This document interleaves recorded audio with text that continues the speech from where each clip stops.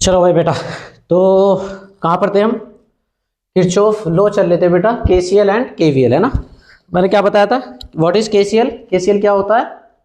किसी भी जंक्शन यानी संधि, तो इसको संधि का नियम भी बोल सकते हैं। तो क्या इसका स्टेटमेंट क्या लिख सकते हैं? किसी भी संधि पर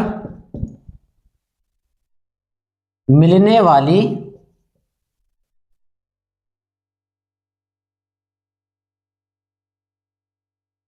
सारी धाराओं का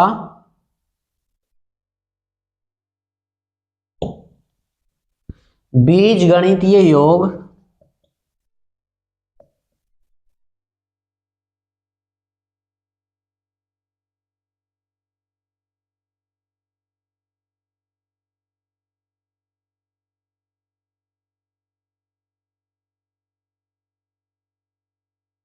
शून्य होता है।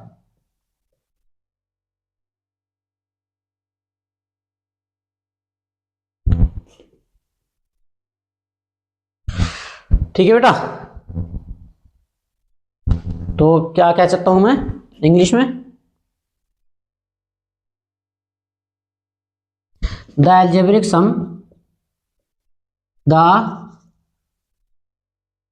Algebraic sum of all currents at a junction is always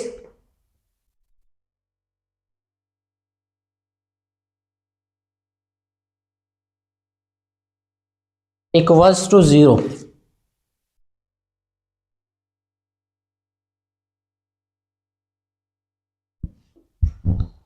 ठीक है, the algebraic sum of all currents at a junction is always equals to zero।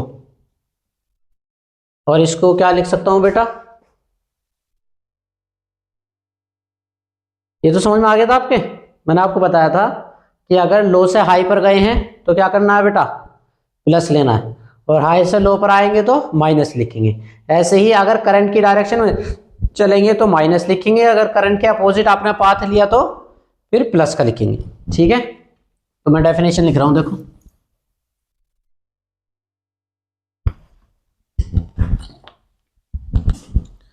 किसी बंद परिपथ में,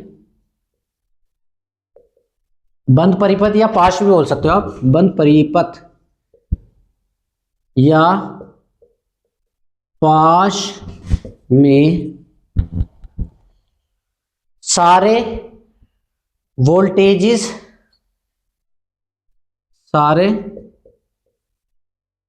वोल्टेज, सारे वोल्टेजों का बीजगणितीय योग, बीज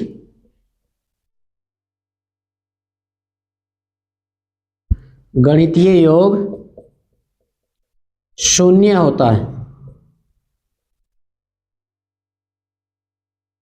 ठीक है, बहुत इंपॉर्टेंट है बेटा ये दोनों नियम लिखने के लिए भी आएंगे आपके, और इसके एप्लीकेशन भी आ सकते हैं, क्वेश्चन भी आ चुके हैं, कई बार आ चुके इस पर।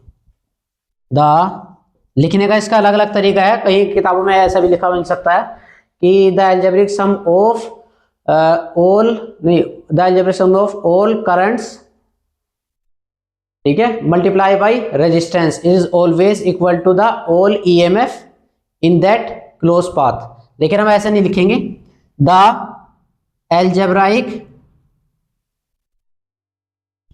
सम ऑफ ऑल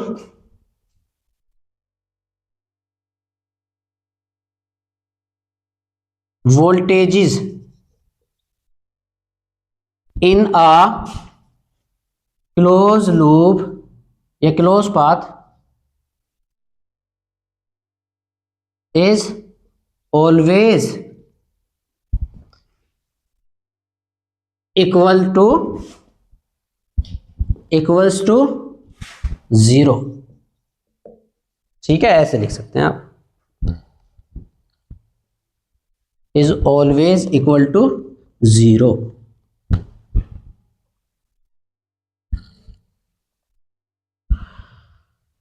तो बेटा ये तो हो गया इसका स्टेटमेंट। ठीक है, तरीका आपको मैंने बता दिया है। इसमें तो ये लिख देंगे आप, ऐसे डायग्राम बनाना, अगर वो कहे पहले तो स्टेटमेंट लिखना, उसके बाद ये डायग्राम बना देना। इसमें भी एक डायग्राम बनाना। ठीक है, इसको मैं लिख देता हूँ कैसे लिखेंगे, कैसे इसमें केवीएल लगाएंगे। तो देखो बेटा, मैंने ये पाथ लिया है और मैं ये मान के चल रहा हूँ कि करंट फिलहाल यहाँ से निकल रही है। ठीक है, मान लो करंट यहाँ से निकल रही है, चाहे भले यहाँ से निकल रही हो। ठीक है, और पाथ भी आप किधर भी ले सकते हैं, लेकिन मैंने आपको बताया था अभी थोड़ी देर पहले, कोशिश करना कि करंट की डायरेक्शन में आप लूप लेना।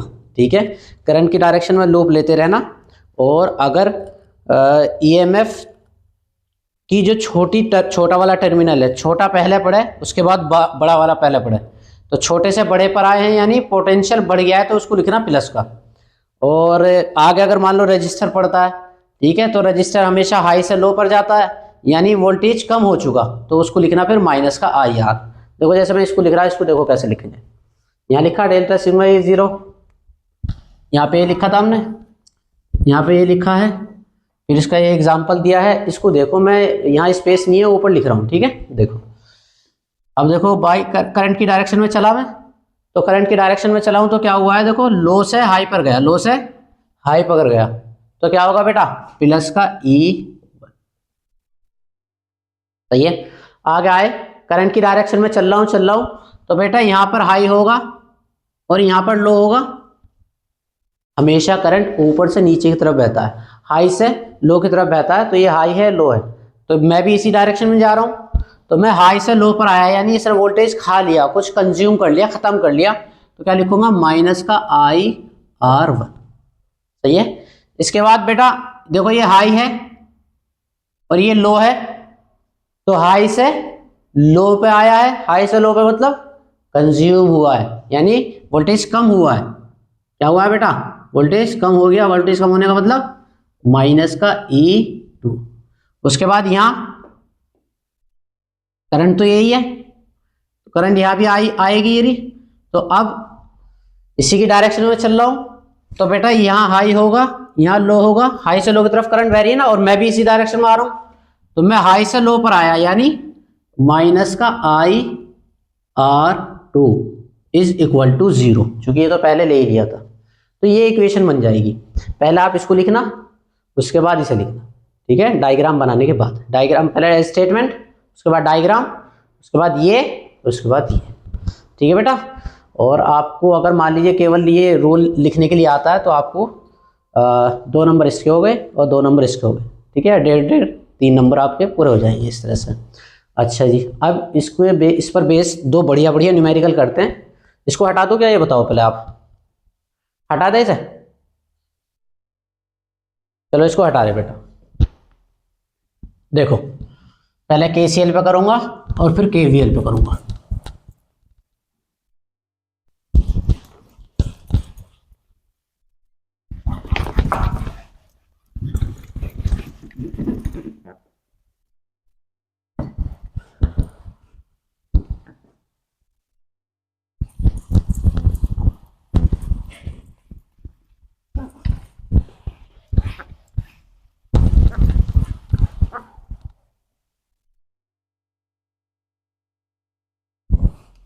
देखो प्यारे बच्चों, देखो बेटा, मान लीजिए इसका क्वेश्चन करा रहा हूँ KCL का। मान लो एक पॉइंट है, यहाँ पर एक रजिस्टर है, फिर यहाँ जंक्शन पड़ा, फिर दूसरा रजिस्टर है और एक है, यहाँ से होते हुए एक रजिस्टर यहाँ आ रहा, और यहाँ पर एक कुंडली है की, और फिर इसको अर्थिंग किया गया है। ठीक है, अर्थिंग कर दिया।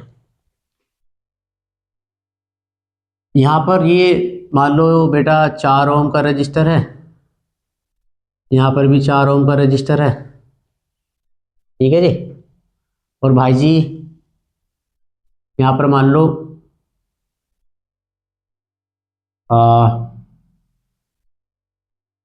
8 ओम का रजिस्टर है। सही है बेटा। अब अगर मान लीजिए इस पॉइंट का पोटेंशियल आपको गिवन है, ठीक है, इस पॉइंट का पोटेंशियल दे रखा है, मान लो बेटा 100 वोल्ट दे रखा, इस पॉइंट का पोटेंशियल क्या दे रखा, 100 वोल्ट, और इस पॉइंट का पोटेंशियल दे रखा आपको 40 वोल्ट। कितना दे रखा, 40 वोल्ट, सही है। और आपसे ये कह रहा है कि इसमें आई की वैल्यू निकालो, यानी की में से कितनी करंट पास हो रही है, ये आई वो निकालनी है आपको, ठीक है। हम क्या काम करेंगे, जो जंक्शन है ना इसको लेंगे और इस जंक्शन पर जंक्शन लो लगाएंगे, ठीक है। मुझे पता नहीं है करंट किधर आएगी किधर से जाएगी, लेकिन ये बात बिल्कुल पक्की है कि करंट हमेशा हाई से लो पर आती है, ठीक है। तो मैं मान के चल रहा हूँ, मान रहा हूँ अपने पास से, आप चाहे तो उल्टा भी मान लेना कि करंट यहां से आई ऐसे, सही है, और करंट यहां से ना, अब करंट पे जाने के दो रास्ते हैं, या तो ऐसे जा सकती है नीचे आ सकती है, क्योंकि की बंद कर दी इन्होंने, क्वेश्चन में ये कहा है की बंद की है तो कितनी करंट पास होगी इसमें से, ऐसे जाएगी ऊपर को या नीचे को आएगी।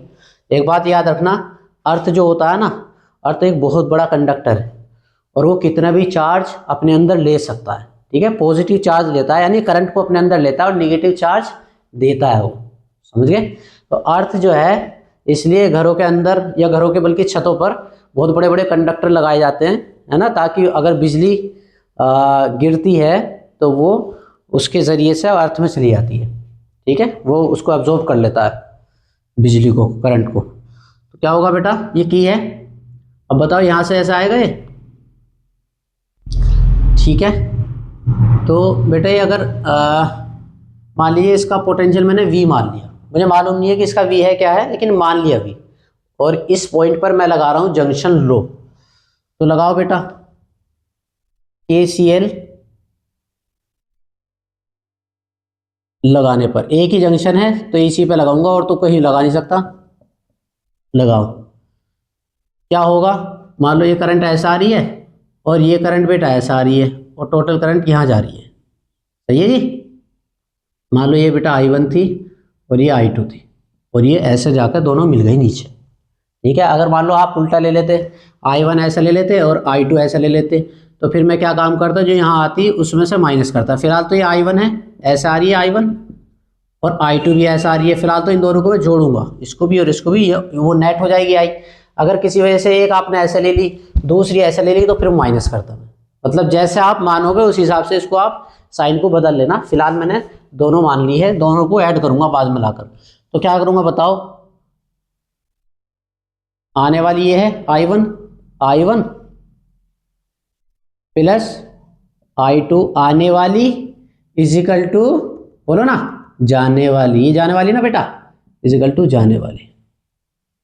इसको मैं लिख सकता हूं दोनों के बीच का पोटेंशियल डिफरेंस, यानी 100 माइनस का V डिवाइडेड बाई R। जरा देख करके बताओ कि मैंने सही लिखा गलत लिखा, सही लिखा बेटा। ये वोल्टेज का फर्क जितना फर्क है और डिवाइड बाय रेजिस्टेंस, ओम का नियम है ये, V by R, delta V by R equal to होता है I। तो मैंने ये लगाया यहाँ, दोनों का बीच का potential difference divide by R, ठीक है, फिर प्लस का। ऐसे ही इन दोनों के बीच में देखो मैंने 100 में से V घटाया, V में से 100 नहीं घटाया, पूछो क्यों, क्योंकि मैंने आपको बताया था हाई वोल्टेज से लो वोल्टेज की तरफ करंट बहता है, इसलिए मैंने ये माइनस का ये किया। जब मैं ये वाला ले रहा हूं तो मैं 40 माइनस का V कर रहा हूं, चूंकि हाई ये मान रहा हूं और लो ये मान रहा हूं। क्या कर रहा हूं, 40 माइनस का V डिवाइडेड बाई कितना बेटा, 4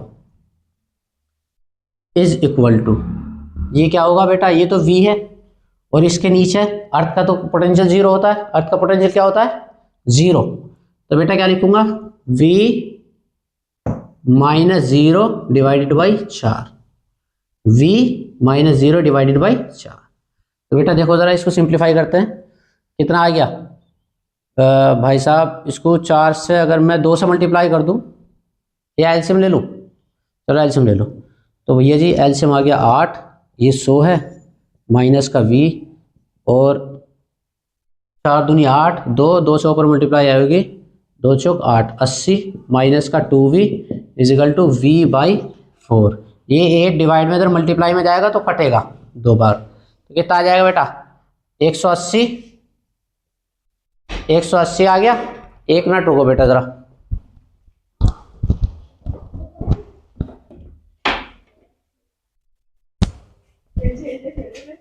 वीडियो। तो बेटा ये क्या आ गया 180, ठीक है। मैंने दोनों को ऐड किया, दोनों को ऐड किया, 180 आ गया है। और ये कितना हो गया बेटा 3v, सही है जी, v और v 3v। और भाई साहब ये कितना हो गया 2v।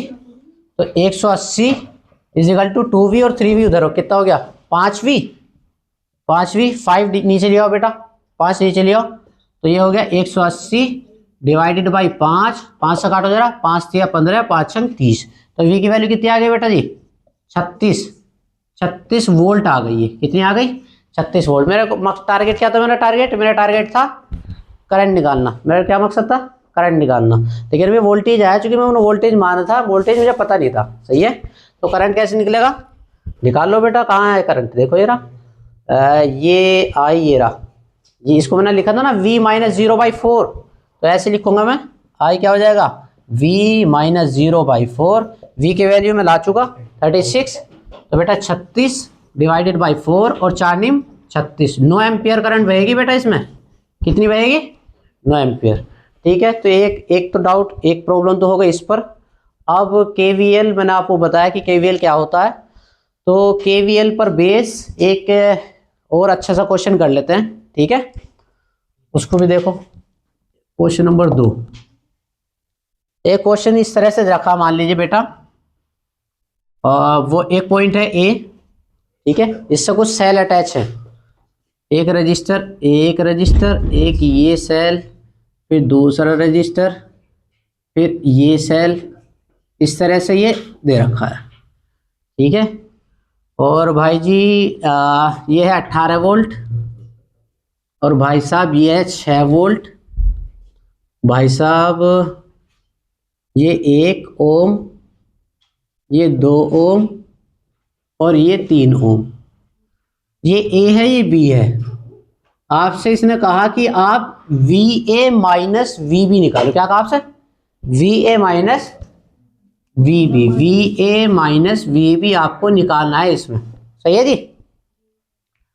अब जब आप VA माइनस VB निकालने की कोशिश करोगे तो मैं इसमें लगाऊंगा KVL, ठीक है, किरचॉफ वोल्टेज लॉ। अब इसमें लूप तो कहीं बन नहीं रही है, तो मैं जबरदस्ती लूप बना लूंगा। पूछो कैसे वो ऐसे बेटा, यहां से शुरू करूंगा, यहां से, और कोई भी एक पाथ ले लो। मान लो करंट का पाथ इन्होंने दे रखा है, आप ऐसे मान के चलो दिया हुआ है, ठीक है, सही है भाई। और इन्होंने ये दे रखा है 1 एम्पियर। कितना दे रखा है 1 एम्पियर। तो देखो मुझे VA माइनस VB निकालना है, तो पाथ या तो एक ये ले लो या ये ले लो। मैंने आपको बताया था अगर करंट की डायरेक्शन में लेंगे तो बहुत आसानी होगी उसमें। तो मैं करंट की डायरेक्शन में अपना पाथ ले रहा हूँ, ये मैंने पाथ अपना चूज कर लिया। देखते रहो KVL कैसे लगाते हैं।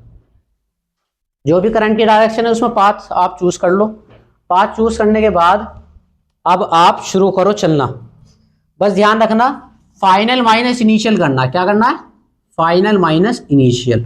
हालांकि मुझे निकालना है VA माइनस VB, लेकिन मैं क्या करूंगा, मैं पहुंचा कहां पर हूं, B पर, चला कहां से था, A से। तो VB माइनस VA मैंने किया। तो भाई साहब देखो जरा, इसमें करंट कितनी है, जितनी ये है सब में सेम ही करंट होगी, सही है। और करंट हमेशा हाई से, करंट हमेशा हाई से लो पर आती है। करंट हमेशा हाई वोल्टेज से लो की तरफ बहती है, ऊंचाई से नीचाई की तरफ। तो वोल्टेज कम हुआ होगा, इसने खा लिया वोल्टेज, तो कितना होगा I इंटू R। तो बेटा 1, करंट कितनी 1 है, और R भी कितना, ये भी 1 है, तो माइनस का लिखेंगे। क्या लिखेंगे, माइनस। इसके बाद यहां पर आए तो ये छोटा टर्मिनल है और ये बड़ा टर्मिनल है, तो कम से ज्यादा पर आए हैं, लो से हाई पर आए हैं। तो बेटा वोल्टेज बढ़ा कम हुआ, बढ़ गया। कितना बढ़ गया 18, तो प्लस का लिखूंगा 18, सही है।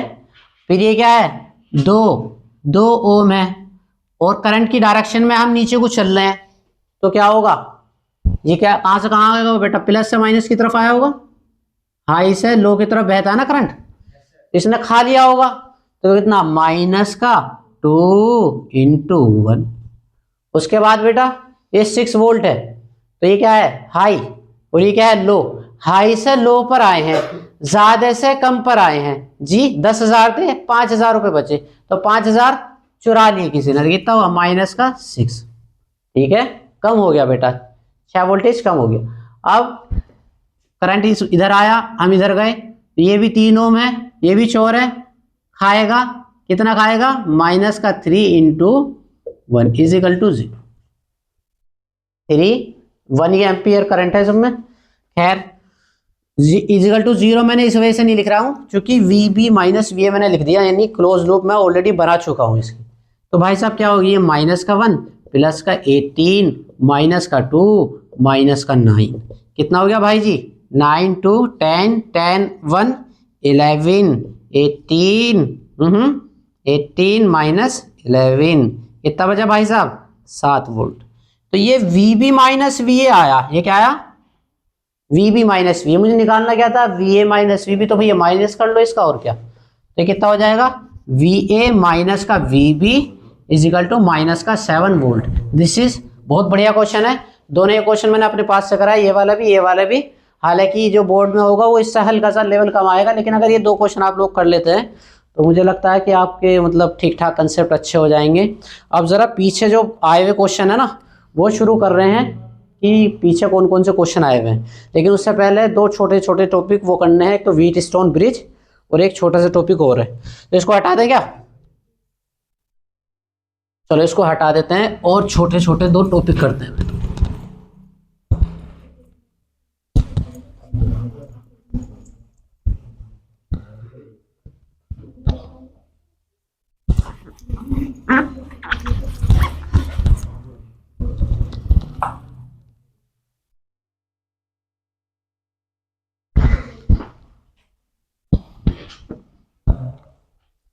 तो बेटा व्हीटस्टोन ब्रिज,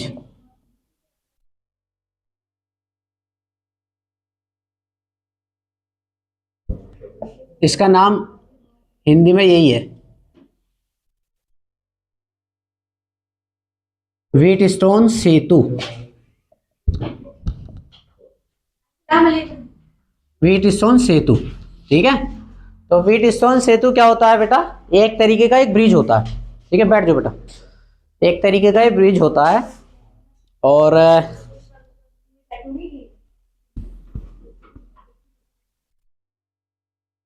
मान लो ये बेटा रजिस्टर है 5 1 2 3 4, ठीक है, तो ये जी इसका नाम है P, इसका नाम है Q, इसका नाम है R और इसका नाम है S। हमने क्या काम किया है कि ये जो P और Q को मिलाने वाला जो पॉइंट है और R और S को मिलाने वाला जो पॉइंट है, इससे एक बैटरी अटैच की है, क्या अटैच की है बैटरी, ठीक है, V वोल्ट इसको दिया हमने और इसके बीच से एक तार जा रहा है, किसके बीच से बेटा, ये P और R को मिलाने वाली है ना, ये मान लो एक गैल्वेनोमीटर है जी, ठीक है जी, और ये इसकी की है, ये की है, इस की को मिला दिया, सही। और अगर यहाँ रजिस्टर है तो भी कोई दिक्कत नहीं है, मान लो एक रजिस्टर और है यहाँ पर ये PQRS, मान लो इसको कुछ और मान लेते हैं, मान लो ये रजिस्टर है स्मॉल r, ठीक है। अब हमें चेक ये करना है कि इसको सिंप्लीफाई कैसे करें।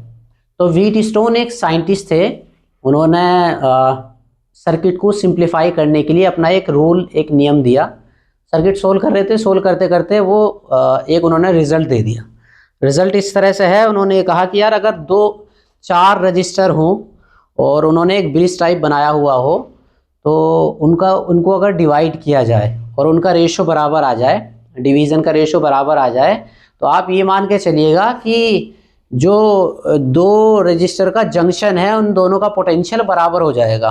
बराबर होने का मतलब ये जो पॉइंट है ना ए और ये पॉइंट जो है बी, इसका पोटेंशियल बराबर हो जाएगा इफ, अगर क्या हो, यदि अगर P अपॉन Q और R अपॉन S का रेशो बराबर हो जाए। अगर इन दोनों रेशो के बराबर हो जाएगा तो क्या हो जाएगा बेटा, तो क्या हो जाएगा बोलो ना, VA बराबर हो जाएगा VB के, यानी जो करंट गैल्वेनोमीटर में है वो 0 बन जाएगी, यानी ये तार बिल्कुल खत्म हो जाएगा यहां से।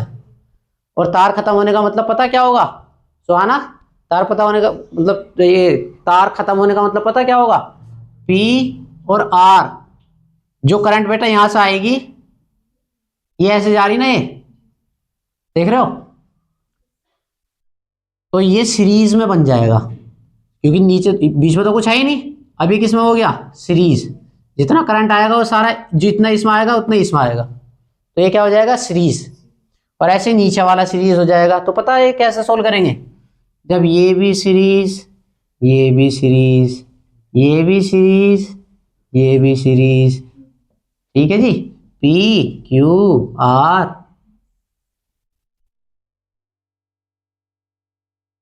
R S।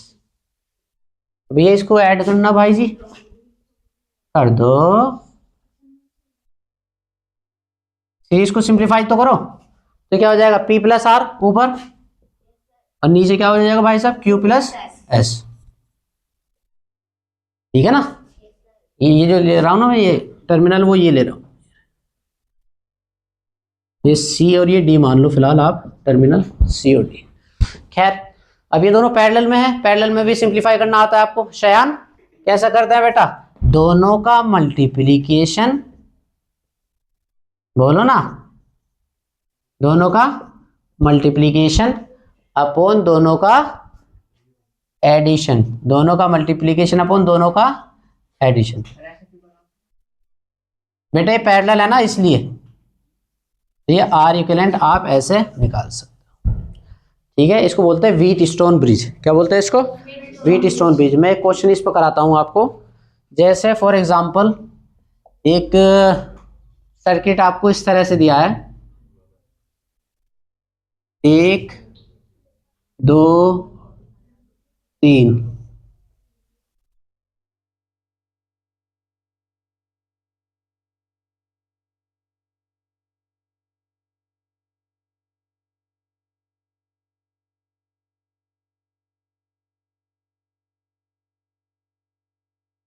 और एक यहां से। अब आप भी कंफ्यूज और मैं भी कंफ्यूज कि यार क्या करें, इसमें समझ नहीं आ रहा है ना। मान लो ये C है बेटा और ये बेटा D है, समझ नहीं आ रहा कि ये क्या बन रहा है क्या नहीं। और हाँ, इसमें ये सारे के सारे बराबर दे रखे हैं। मान लो ये भी 2 ओम है, 2 ओम 2 ओम 2 ओम 2 ओम। पूछ रहा है कि इसमें R इक्विवेलेंट निकालो। क्या पूछ रहा है, R इक्विवेलेंट ज्ञात करो, ठीक है बेटा, ये निकालना। तो पता क्या करेंगे, सबसे पहले जब भी 5 रजिस्टर दिए हो तो आपके दिमाग में ये आना चाहिए कहीं ये व्हीट स्टोन ब्रिज बन तो नहीं रहा, सही है। सबसे पहले ये दिमाग में आना चाहिए, सर्किट भी सोल्व करने से पहले सबसे पहले यही सोचना आप। अब मैं चेक करूंगा कि बन रहा है कि नहीं बन रहा। तो मेरा क्या काम है, मान लिया ये C है तो ये C होगा। अब ये रजिस्टर खाने वाला आ गया तो ये C नहीं होगा, कुछ और हो जाएगा इसका पोटेंशियल। तो कुछ और होकर मान लो ये हो गया भाई साहब, इसको मान लिया मैंने B, क्योंकि C और D तो यहाँ नाम है, इसको B कह दिया। कुछ और भी मान सकते हो एज यू विश। D है तो यहाँ से यहाँ तक तो D ही रहेगा, क्या बोलते हो भाई, यहाँ तो चेंज होगा लेकिन यहाँ तो D रहेगा, D D D D D, यहाँ तक तो D है। उसके बाद लेकिन चेंज हो जाएगा, इसको कुछ और नाम दे दो, बताओ क्या नाम दो इसको, A नाम दे दिया, ठीक है भाई साहब। अब बना के देखते हैं, 4 ही पॉइंट है हमारे पास, A B C D, A B C D। देखो ये A B लिया और भाई साहब मैंने यहाँ पर ले लिया सी और डी। यहाँ सी ले लिया, यहाँ डी ले लिया, यहाँ ए ले लिया, यहाँ बी ले लिया। ठीक है, बनाकर देखते हैं जरा। मुझे बताओगे क्या ए और बी के बीच में कौन सा वाला, ये वाला तो है। ए और बी के बीच में ये बना लिया। ए बी के बीच में एक रजिस्टर ये रहा, 2 ओम का रजिस्टर है। उसके बाद मैं चेक कर रहा हूँ यार ये तो ए और सी के बीच में एक ये है, तो ए और सी के बीच में ये वाला ले लिया, ए ये ले लिया। उसके बाद मैं चेक कर रहा हूँ कि यार ये तो सी और बी के बीच में ये एक रजिस्टर है, तो सी और बी के बीच में ए ये रहा 2 ओम का। उसके बाद मैंने चेक किया कि यार ये बी और ये डी तो होगा भाई साहब, क्यों भाई जी, ये डी तो है पूरा। तो ये ए और बी के बीच में, ए और बी के बीच में ये तो ले चुका था मैं, बी और डी के बीच में, बी कहाँ है, ये रहा, बी और डी के बीच में ये 2 ओम का रजिस्टर है। बी और डी के बीच में 2 ओम का रजिस्टर हो गया। अब क्या बच गया, एक बच गया, वो भी ए और डी के बीच में, ए और डी के बीच में, और टर्मिनल ये रहे, ए ये है टर्मिनल, ए ये रहे। अब मैं चेक करना चाह रहा हूँ कि क्या ये वाकई व्हीटस्टोन ब्रिज है कि नहीं। अगर होगा तो फिर तो चुटकी का खेल है इसे सोल्व करना। तो ये बेटा व्हीटस्टोन ब्रिज बिल्कुल साफ साफ दिखाई दे रहा है। पूछो कैसे, पूछो ना कैसे? वो ऐसे कि जब इसको इससे डिवाइड करोगे तो 1 आ रहा है, और आप इसको इससे डिवाइड कर रहे हो तब भी 1 आ रहा है। तो P अपॉन क्यू क्या है, 2/2 यानी 1, और R अपॉन S 2/2 यानी 1। तो दोनों बराबर हैं, क्यों लिखें, चूंकि P upon Q is equal to है R अपॉन S। देयरफॉर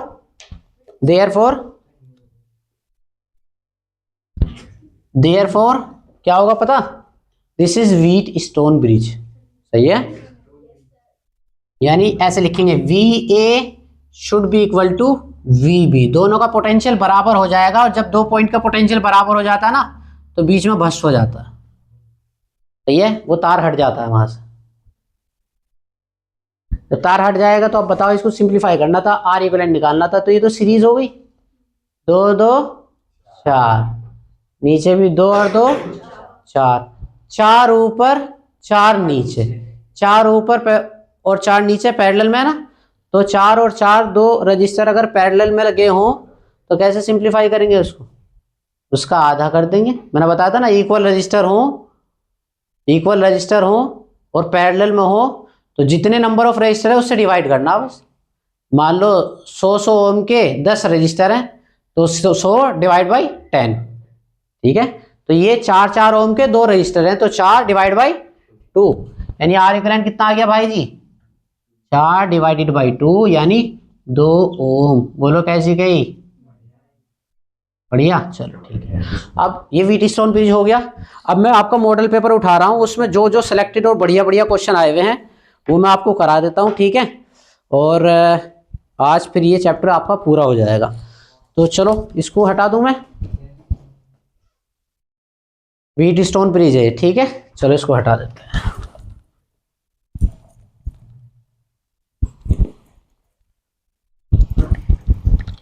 मेरे ख्याल से और कोई टॉपिक तो शायद अब बिल्कुल एक एक चीज मैंने करा दी है। छोटा मोटा से एक रजिस्टिविटी, अगर कंडक्टिविटी अगर आप कहोगे तो मैं बता दूंगा अभी रजिस्टिविटी क्या चीज़ है, कंडक्टिविटी, बाकी तो सब करा दी।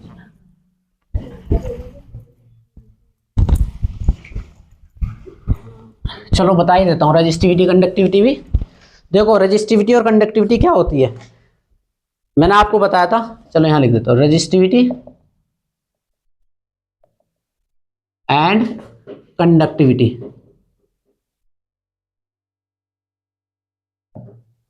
वेट तो देखो, इसको तो रो से डिनोट करते हैं और इसको सिग्मा से करते हैं। इसको किससे करते हैं बेटा, सिग्मा से। रजिस्टिविटी तो बेसिकली रेजिस्टेंस से मिलकर बना है, सही है। और इसका रिलेशन भी आपको बताया था मैंने, जब वहां पर R इज इक्वल टू आया था रो L अपॉन A, अगर थोड़ा बहुत याद हो आपको। ठीक है, तो यहाँ पर रो क्या चीज थी बेटा, रजिस्टिविटी।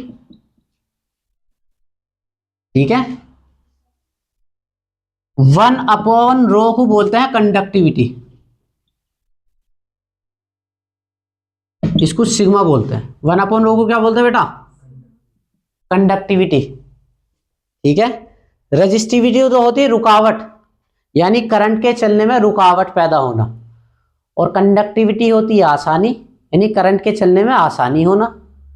तो रेजिस्टेंस अगर ज्यादा होगा तो कंडक्टिविटी कम होगी, और कंडक्टिविटी अगर ज्यादा हुई तो रेजिस्टेंस कम होगा। ठीक है, एक दूसरे के उल्टे हैं। इसी वजह से पता, अगर इसको इसका वो देखते हैं, पहले यूनिट देखते हैं क्या आएगी। ये क्या है, ओम में नापते हैं इसको, आर को ओम, ये एल मीटर, ये मीटर स्क्वायर। तो रो की जो यूनिट होती है वो होती है ओम मीटर। क्या होती है इसकी, ओम मीटर।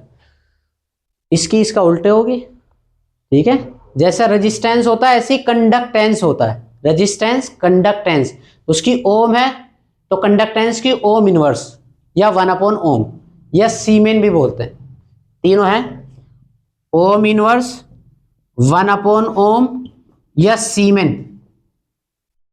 ठीक है, ये किसकी है, सब कंडक्टेंस की यूनिट है। किसकी यूनिट है, कंडक्टेंस। और कंडक्टिविटी की अगर बात करेंगे तो वो ओम मीटर में है ना, तो मीटर और लगाना है। सही है, जो भी आएगा उसकी पलटी मार देना बाद में, पहले रो निकालना और उसको पलट देना। अगर आपसे रेजिस्टिविटी की बाई चांस डेफिनेशन पूछ ले, इसको स्पेसिफिक रेजिस्टेंस भी बोलते हैं। क्या बोलते हैं इसको, स्पेसिफिक रेजिस्टेंस। और आपसे कोई इसकी डेफिनेशन पूछने लगे तो देखो, यहां 1 रख दो और यहां 1 रख दो और बयान कर दो। ये कहेंगे कि रेजिस्टिविटी किसी वायर की वो रेजिस्टेंस है जबकि वायर की लेंथ 1 मीटर हो और उसका cross section area 1 metre square हो। फिर दोबारा से बता देता हूं, ठीक है, फिर दोबारा से बता देता हूं कि रेजिस्टिविटी ऑफ अ वायर, ठीक है, is equal to the resistance of that wire if it has 1 metre length and 1 metre square cross section area. अगर उसका एरिया 1 मीटर स्क्वायर हो और उसकी लेंथ 1 मीटर हो तो ये रो और ये आर दोनों बराबर हो जाती है। आसान है डिफाइन करना। कंडक्टिविटी को डिफाइन करोगे तो इसका उल्टा कर देना। ये बात समझ गए? तो कुछ नहीं करना, जैसे इसको डिफाइन करना है, इसको 1 रख लो, इसको 1 रख लो और बता दो कि भाई 1 मीटर लंबाई का तार हो और उसका एरिया 1 मीटर स्क्वायर हो, तो उसमें का जो रेजिस्टेंस मेजर होगा वो उसकी रेजिस्टिविटी होगी। सही है। एक बात ये भी याद रखिएगा कि रेजिस्टिविटी जो होती है ना किसी भी मेटल की, वो फिक्स होती है। रेजिस्टिविटी किसी भी मेटल की क्या होती है, फिक्स। अगर कॉपर है तो कॉपर की फिक्स हो जाएगी, आयरन है आयरन की फिक्स हो जाएगी, एल्यूमिनियम है तो एल्यूमिनियम की फिक्स हो जाएगी। तो रेजिस्टिविटी हो गई, कंडक्टिविटी भी समझ गए। सही है, ठीक है बेटा। चलो जी, अब ये लगभग सारी ही चीज़ मैंने आपको करा दी है। बाकी रेजिस्टिविटी को आप उसमें भी डिनोट कर सकते हैं, इसमें धारा घनत्व की टर्म में भी आप लिख सकते हैं, if you want to write, अगर आप लिखना चाहें तो। ठीक है, तो E अपॉन जे होता है। वैसे रेजिस्टिविटी क्या होता है, रेजिस्टिविटी क्या होती है बेटा, E अपॉन जे होती है रेजिस्टिविटी। ठीक है, E को आप लिख सकते हो क्या, V/L, और जे को लिख सकते हो बेटा, जे को I अपॉन ए पलटी मार के ऊपर चला गया, क्या क्या कहते हो, ये पलटी मार के ऊपर चले गया ना बेटा, बोलो ना। तो और भैया जी ये क्या होता है, ये आपको बताया था मैंने, ये आर होता है बेटा। तो रो ए अपॉन एल और ये आर, ये तो वही आ गया। ठीक है ना, तो कुल मिला के इसको आप E/J भी लिख सकते हो। किसको, इसको लिख सकते हो E/J, रो को, रेजिस्टिविटी को। ठीक है, चलो अब आपका मैंने ये ले लिया मॉडल पेपर, इसमें जो जो पीछे कोई क्वेश्चन आए हुए बढ़िया बढ़िया वो करते हैं, फिर आपका ये चैप्टर हो जाएगा फिनिश। ठीक है, सबसे पहले मैंने आपसे ये बोला था कि मैं आपको वो प्रूफ करा दूंगा, क्या, ओम्स का लॉ प्रूफ कराऊंगा। किससे प्रूफ कराऊंगा, इससे बोला था मैंने एटॉमिक मॉडल से, फ्री एटॉमिक मॉडल, मुक्त इलेक्ट्रॉन मॉडल। तो इसको तो मैं हटा रहा हूँ, और ये क्वेश्चन आया हुआ भी है, बल्कि देखो ये क्वेश्चन आया है, कितनी बार आया देखो मैं बता रहा हूँ, 2019, 17, फिर 19 और 2025 में भी आया बेटा। 2025 में भी लास्ट ईयर भी ये क्वेश्चन आया। ये हटा दें तो देखो,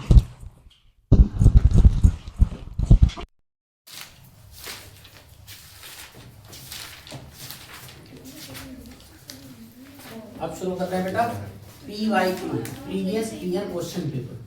PYQ प्रीवियस, बस आप इसको को कराकर फिर आपका ये खत्म हो जाएगा। प्रीवियस ईयर क्वेश्चन, ठीक है। तो पहला क्वेश्चन ये है, इसमें आया हुआ क्वेश्चन है ये 4 नंबर 5 नंबर में आया था। कह रहा अनुगमन वेग क्या होता है, अनुगमन वेग के आधार पर ओम के नियम के लिए व्यंजक को निगमन कीजिए। तो अनुगमन वेग तो मैं बता चुका आपको, ठीक है क्या होता है, लेकिन इससे ओम का नियम हमें प्रूफ करना है। इससे ओम का नियम हमें प्रूफ करना, तो कुछ खास नहीं है इसमें, ना घबराने की जरूरत है बिल्कुल। मैंने आपको बताया था, क्या बताया था, नावेग, क्या बताया, नावेग I = NEAVD, ये तो इक्वेशन 1 है, तो आपको याद करनी थी, प्रूफ करा दी थी, कहाँ से आई थी, ठीक है नावेग। अच्छा जी, दूसरा आपको जो करना है, मैंने आपको बताया था कि एक्सेलरेशन जो होता है ना, इसका एक्सेलरेशन, बल्कि VD लिखो, VD जो होता है ना, ड्रिफ्ट वेलोसिटी, जब वो टक्कर मार के थक गए थे और इलेक्ट्रिक फील्ड लगा दिया था, तो ये बेचारे इलेक्ट्रॉन पीछे को आने लगे थे शराफत के साथ। तो भाई जी NEA और VD की जो वैल्यू होती है, अच्छा एक सेकंड, VD की वैल्यू मैं यहाँ रख रहा हूँ, यहाँ से उठा कर वहाँ रखूंगा, तो यही बता दो फिर VD क्या होती है। मैंने बताया था आपको A = बताया था F/m, F क्या था, E/m, या वोल्टेज की टर्म में लिखना चाहो तो वोल्टेज की टर्म लिख सकता हूँ, EV/L/m, ऐसे भी लिख सकते हो एज यू विश। तो भाई जी कितना हो गया था, A × टो, A तो ये है EV/ml × टो हो गया था। इसको उठाकर यहाँ रख दो, जरा रखना, इसको उठाकर समीकरण 2 से VD का मान, समीकरण 2 से, ये 2025 का क्वेश्चन है भाई, 2025 का भी है और पीछे कई सालों में आया हुआ। 2 से समीकरण 1 में रखने पर, रखिए बेटा उठाकर, I = क्या होगा, NEA, VD की वैल्यू EV/ml × 2, सही है जी। यहाँ तक कोई दिक्कत आपत्ति तो नहीं। A और L को जरा अलग निकालो, थोड़े से हैं ही अलग, NE² और ये क्या है जी, वोल्टेज V, NE² जी, वोल्टेज V और अपॉन M, और साइड में क्या बच गया बेटा, तो भी लिख लेते हैं जी,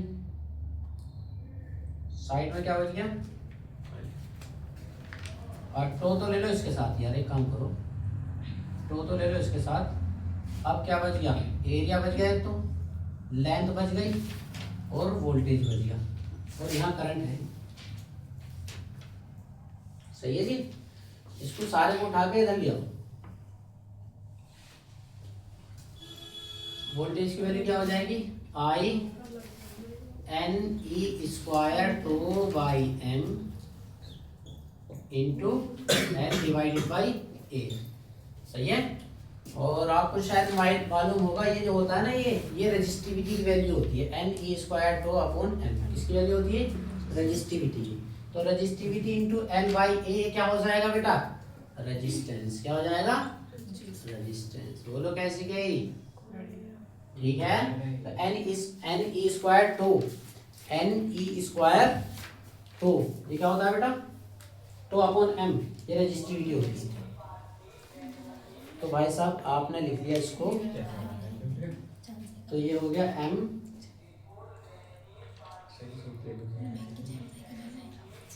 ml_ne²,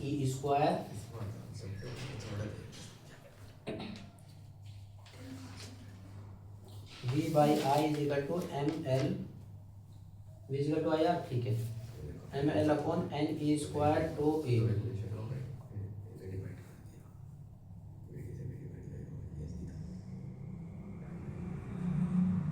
एक सेकेंड,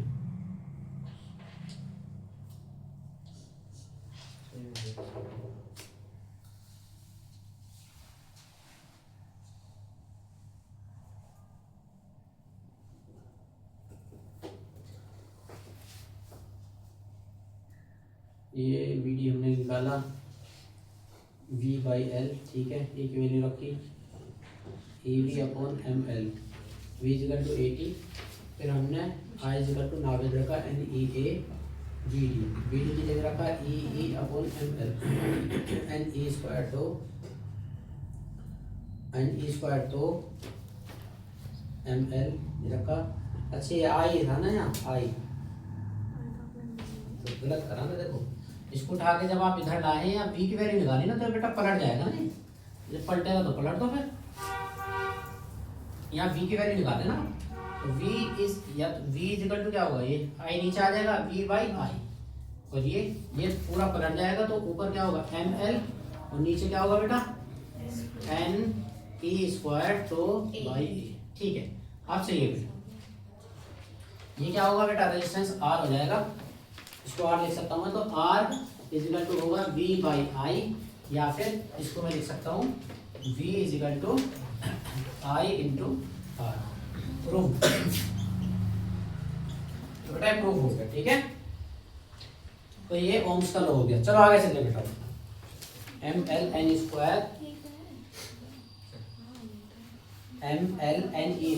है, बिल्कुल सही है। चलो भाई आगे चलते हैं। अब 2-4 जरा मैं वीडियो से क्वेश्चन करा रहा हूँ।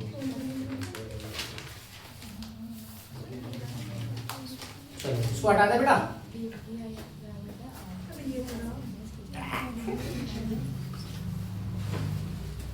एक क्वेश्चन ही है ये क्वेश्चन बेटा 2022 में आया हुआ, कह रहा है एक रजिस्टर ये है, एक सेल ये है, दूसरा रजिस्टर ये है, तीसरा रजिस्टर ये है, एक सेल और लगी हुई है यहाँ पर उल्टी, एक ये है, तो भाई साहब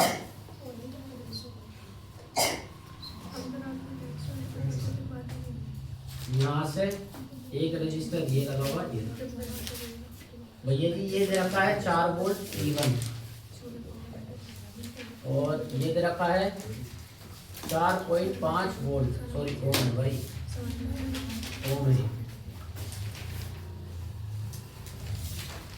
4 वोल्ट, और ये R1 दे रखा है 0.5 ओम, फिर ये E2 दे रखा है 8 वोल्ट, ये E1 की वैल्यू है, ये 3 ओम और ये 6 ओम, और ये I2 और ये I1। आपसे पूछा है कि कह रहा है कि दिए गए परिपथ की सहायता से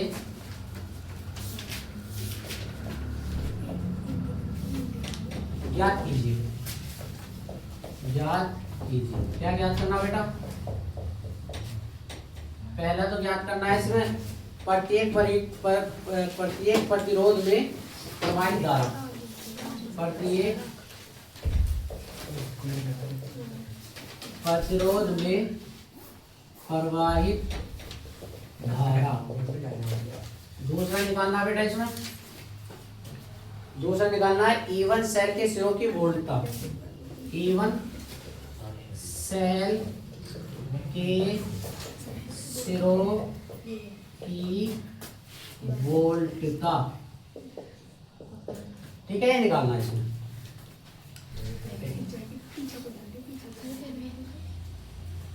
2022 का क्वेश्चन है बेटा, तो पहले तो धारा निकालेंगे, ठीक है, इससे हटा रहा हूं मैं,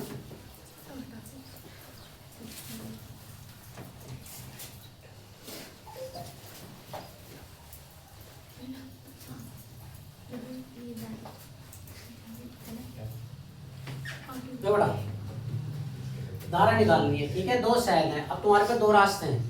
एक तो तरीका आपके पास ये है कि आप इसमें कॉम्बिनेशन ऑफ सेल और उससे सोल्व कर सकते हो। दूसरा तरीका है आपके पास क्या, केवीएल लगा दो, ठीक है। केवीएल लगा दोगे तब भी आ जाएगा। और इसमें धारा की डायरेक्शन I1 I2 तो दे रखी थी, और ये 1 ओम इसका भी दे रखा है, ये 1 ओम दे रखा है, ये 1 ओम है। R2 1 ओम है और R1 0.5 ओम है। और धारा यहाँ से निकल रही ये निकल रही धारा, और ये है I1 और ये है I2, ठीक है। अब तुम्हारी मर्जी है, ठीक है। केवीएल से करना चाहो केवीएल से कर लो, कॉम्बिनेशन ऑफ सेल से करना चाहो कॉम्बिनेशन ऑफ सेल से भी कर सकते हो, एज यू विश, ठीक है। मेरे हिसाब से कॉम्बिनेशन ऑफ सेल से बहुत आसानी से हो जाएगा, ठीक है ना। पूछो कैसे? ऐसे हो जाएगा कि सीरीज में है, किसमें है? सीरीज में। तो सिंपल इनको दोनों को सिंप्लीफाई कर लो, सिंप्लीफाई कर लो इन दोनों को, और इनको एक बना दो। 2 सेल की जगह क्या बना दो बेटा, एक सेल बना देंगे। तो इसको मैं सीधा सीधा क्या करूँगा, माइनस कर दूंगा। तो ये एक बड़ी सेल ये बन गई, ये उल्टे टर्मिनल है तो 8 में से 4 गए बेटा, 4 वोल्ट बचा बस, सही है। तो E इक्विवेलेंट ये होता है, E इक्विवेलेंट सिंपल जोड़ना होता है उसमें, E1 प्लस E2। टर्मिनल अगर उल्टे हैं तो माइनस करना। और R इक्विवेलेंट क्या होगा सीरीज में, R1 प्लस R2। R1 कितना भाई जी 0.5, R2 कितना भाई जी 1, तो कितना हो गया बोलो ना 1.5। तो ये 8 वोल्ट की बैटरी थी, 8 में से 4 गए 4, और 1 और 0.5 1.5, ठीक है। बाकी नीचे जो है वो अपना है, ठीक है, उसमें क्या मसला लगे रहना। तो एक तो ये रजिस्टर है, एक ये रजिस्टर है, और भाई साहब एक नीचे रजिस्टर है। ये कितने का 4.5 का, ये कितने का है 3 ओम का, और ये कितने का है भाई साहब 6 ओम का। करंट एक यहाँ पर है I2 और एक करंट यहाँ पर है I1, ठीक है जी। चलो हमारे लिए बड़ी आसानी हो गई। पूछो कैसे? भाई साहब एक ही सेल बचा है, एक ही सोर्स बचा है, अब तो कुछ भी कर सकते हो आप बड़ी आसानी के साथ। साफ साफ बिल्कुल दिखाई दे रहा है। ये क्या है, ये 2 पैरेलल रजिस्टर हैं। पैरेलल रजिस्टर को आपको सोल्व करना आता है, दोनों को मल्टीप्लिकेशन अपॉन दोनों का एडिशन, या 1/R1 प्लस 1/R2 से भी कर सकते हो। मुझे ऐसी आदत है, बल्कि मैं तो इसका और भी शॉर्ट करता हूँ। जैसे ये 6 है, ये इसका डबल है तो 6/3 करता हूँ मैं, यानी इसका आंसर 2 आएगा। लेकिन फिर भी आपको बताने के लिए मैं कर देता हूँ। देखो दोनों का मल्टीप्लिकेशन अपॉन दोनों का एडिशन, ठीक है जी। इन दोनों की कंबाइंड की बात करूँ मैं, तो मैं इसलिए कह रहा था, देखो ये 3 तो बाहर जब भी आ जाएगा तो क्या बचेगा 2 + 1, ये कटना ही है, तो इसलिए 6/3 कह रहा था। कितना आएगा बेटा 2 ओम जी। इसको सिंप्लीफाई करके आ गया 2 ओम, और 2 ओम और 4.5 कितना हो गया भाई साहब 2 ओम और 4.5, बोलो ना, बोलो बोलो। तो भाई साहब ये अगर R डैश है, ये अगर R डैश है, ये अगर R डैश है, तो R इक्विवेलेंट ही निकाल देते हैं ना हम सीधा। 2 तो ये आ गया 4.5, 2 + 4.5 यानी 6.5 ओम आ गया। 6.5 ये है और 1.5 ऊपर हो चुका, ठीक है। बल्कि इसको भी जोड़ ही दो यार, 1.5 तो कितना हो गया जी 7। चलो इसको अलग से लिखो, क्योंकि थोड़ा सा अलग से अगर रहता है ना तो सही रहता। कितना हो गया 6.5 ओम, तो ये हो गया R इक्विवेलेंट, और R इक्विवेलेंट कितना है छोटा वाला इंटरनल रेजिस्टेंस 1.5 ओम। जब हमें करंट निकालना होता है तो करंट का फॉर्मूला क्या बता रखा है, E upon R plus capital R, ठीक है। E कितना है 4 वोल्ट, R कितना 6.5, R कितना 1.5, कितना हो गया 6 और 1 7 और 1 8, 4/8 यानी हाफ। करंट टोटल कितनी निकली हाफ, यानी हाफ करंट यहाँ से फ्लो हुई है 0.5 एम्पियर। अब भाई जी ये 0.5 आ गई, अब यहाँ 0.5 ही डिवाइड हुई है, ठीक है। तो अंधा भी देख के बता देगा, जहाँ रजिस्टर कम होता है ना जहाँ रजिस्टर कम होता है वहां करंट ज्यादा जाती है, रुकावट जहाँ कम होगी वहां ज्यादा जाएगी। ये रजिस्टर इसका आधा है तो यहाँ करंट इसके मुकाबले में डबल जाएगी। अब 1/, ये 0.5 है, 0.5 है। अगर इसको आप 3 पार्ट में डिवाइड करेंगे तो 2 पार्ट तो उसका यहाँ जाएगा और 1 पार्ट यहाँ जाएगा, ऐसे तो होगा।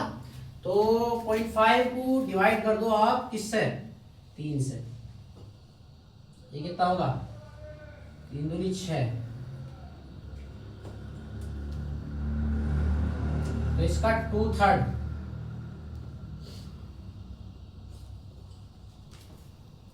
यानी 2/3 ऑफ 0.5, 2/3 ऑफ 0.5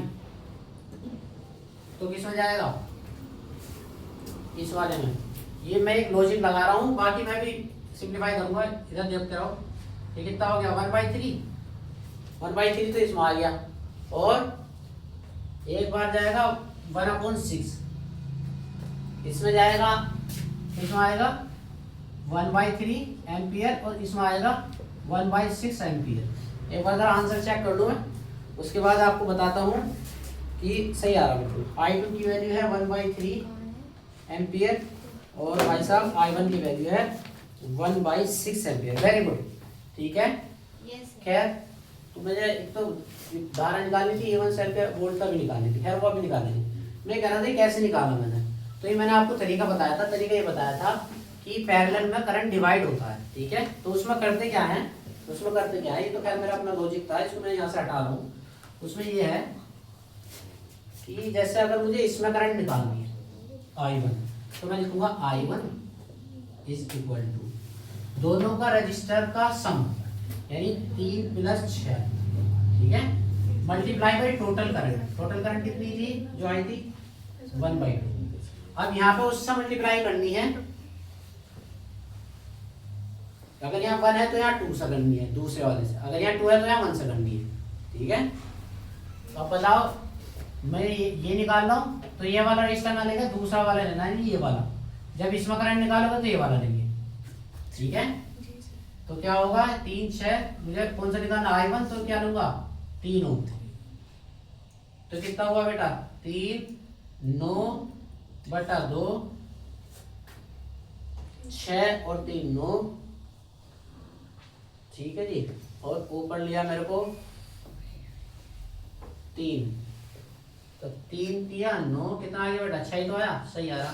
तो I1 कितना है, 1/6 एम्पियर, ठीक है। I2 भी निकाल रहा है ऐसे ही, और I2 तो वैसे भी इसमें से वो माइनस कर दो तब भी आ जाएगा। हाफ में से 1/6 गया तो कितना बचा बेटा, I2 इक्वल टू होगा I माइनस का I1, 1/2 माइनस का 1/6, कितना हो गया, 3 से ऊपर नीचे मल्टीप्लाई कर, 3 2 6, 3 में 2 हो गया 2, 2/6 यानी 1/3 एम्पियर करंट आ गई। अब कह रहा है कि E1 सेल के सिरों की वोल्टता भी ज्ञात करो। क्या ज्ञात करो, वोल्टता, E1 सिरा, यानी इसके सिरों की भी। मैंने आपको अभी थोड़ी देर पहले बताई थी ये बात कि EMF अलग चीज होती है, वोल्ट अलग चीज होती है। वोल्टेज टर्मिनल वोल्टेज, EMF तो वो चीज होती है कि सेल आई, सेल पे लिखा हुआ 5 वोल्ट, तो आपने नाप के देखा इसके अक्रॉस 5 है तो 5 आ रहा है। लेकिन जैसे ही आपने सेल घंटे में लगाई है किसी चीज में, सोर्स में उसमें लगाई, किसी भी डिवाइस में बल्ब वगैरह में, तो अब वो 5 वोल्ट जो थे वो कम हो जाएंगे, क्योंकि इसके अंदर कुछ अपना रेजिस्टेंस होगा, वो खत्म हो जाए, वो खा लेगा कुछ। 5 है तो बाहर 4.5 ही भेज पाएगा वो, ठीक है। तो इसी वजह से इसने पूछा, वरना ये पूछता नहीं, कह रहा है E1 सेल के सिरों की वोल्टता ज्ञात करो। अगर इसको वोल्टेज ही पूछने होते या EMF पूछना होता है तो दे रखा है ना 4 वोल्ट, इसको मतलब 4 से कम आएगी, 4 से कम आएगी, ठीक है। तो या हो सकता है E2 का भी इफेक्ट पड़ जाए, 4 से ज्यादा भी आ सकती है। तो खैर अगर E1 अकेली होती तो 4 से कम आती फिर, ठीक है। अब क्या पूछ रहा है, तो वो इसमें के भी अक्रॉस वोल्टेज निकालना है। अब मेरे पास 2 रास्ते हैं। एक रास्ता तो ये है कि मैंने जो बाकी सर्किट सोल्व करा है, कहाँ सोल्व किया था, ये किया था, ठीक है जी। करंट तो मुझे मालूम थी, तो जो टोटल करंट है, अगर टोटल करंट को मैं मल्टीप्लाई कर दूं इससे, 0.5 ही तो करंट है सारे में, 0.5 इसमें भी है, 0.5 इसमें भी है, तो मैं आसानी से इसके अक्रॉस वोल्टेज निकाल सकता हूँ। इसने कितना खाया वो निकाल लूंगा ना मैं, नहीं निकाल सकता? रजिस्टर पता नहीं है मुझे, कहाँ है रेजिस्टेंस? R1 0.5 है ना, और करंट आ चुकी है हाफ। इसने कितना खाया? E इज इक्वल टू होगा बेटा V प्लस आई आर, ठीक है जी। E कितना है? 4 वोल्ट। V कितना है निकालना है। I कितना, बोलो ना, I कितना? I हाफ और R 0.5, R कितना है? 0.5। बस एक बात मुझे आपसे करनी है, पूछो क्या? क्या मुझे आपसे बात करनी है, ये चार्ज हो रही है डिस्चार्ज हो रही है इस टाइम? जब बैटरी से बाहर, जब बड़े वाले टर्मिनल से करंट बाहर आता है ना तो डिस्चार्ज हो रही होती है, तब तो ये फॉर्मूला लगाते हैं। और जब बैटरी के अंदर करंट जा रहा होता है तो इसका मतलब वो चार्ज हो रही है, तब यहाँ प्लस की जगह क्या आता है? माइनस। क्या आता है बेटा जी? माइनस। हमें V निकालना था, तो ये 4 इजिकल टू V 0.25 आ जाएगा। ये जब आप करोगे ना 2 to the 4 1/4 2.5, ये इधर आएगा बेटा, तो V की वैल्यू क्या आ जाएगी? 4.25 वोल्ट। समझ गए? This is the answer, this is the answer, this is the answer. ठीक है, जरा चेक कर लेता हूँ। सही है बेटा, वेरी गुड। ठीक है, तो क्या होगा? आसान है। ठीक है, बस एक बार अगर आपके दिमाग में आ जाए कि वोल्टेज क्या चीज है, करंट क्या चीज है, रेजिस्टेंस क्या चीज है, कहाँ पे क्या लगाना, बिल्कुल ऐसा कर दोगे और फ्री का नंबर है, पूरे नंबर आएंगे आपके, एक नंबर नहीं काट सकता न्यूमेरिकल में कोई भी टीचर। समझ गए? चलो आगे चल रहे बेटा, ये बढ़िया क्वेश्चन था इसलिए मैंने कराया ये। और देखो ये पहले हटा दो, ये बताओ। ठीक है, एक 2025 का अभी लेटेस्ट क्वेश्चन है, वो देखो।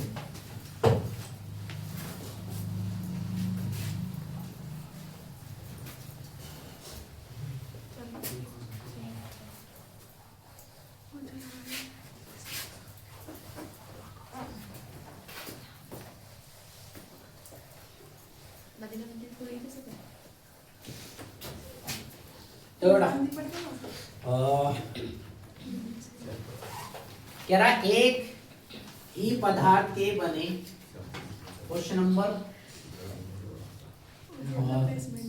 14 करा देना। कह रहे एक ही पदार्थ, ये 2023 में आया था, 2023। एक ही पदार्थ के बने समान द्रव्यमान के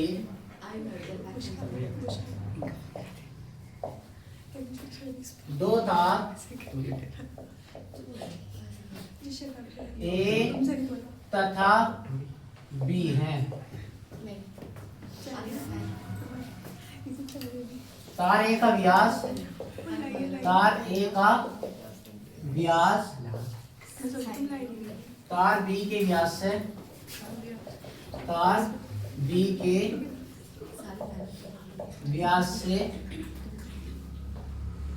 व्यास का आधा है।